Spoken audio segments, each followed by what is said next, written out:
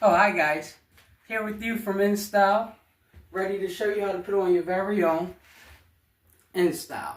First thing I like to do is separate my hair, like so. Grab the Nstyle, take the cylinder,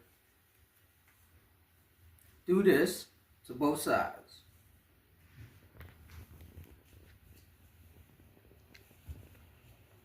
Then, you want to put your hand through the top and the bottom.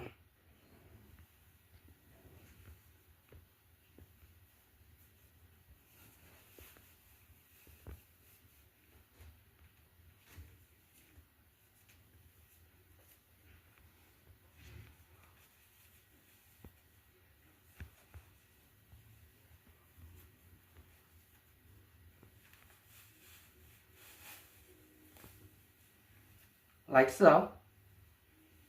Then you proceed to put it on your head. Get it nice and adjusted. You want to fix your hair and pull down your cylinder.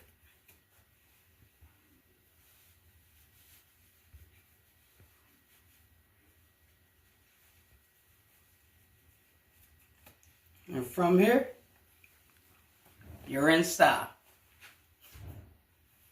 Thank you guys for watching. Have a great day.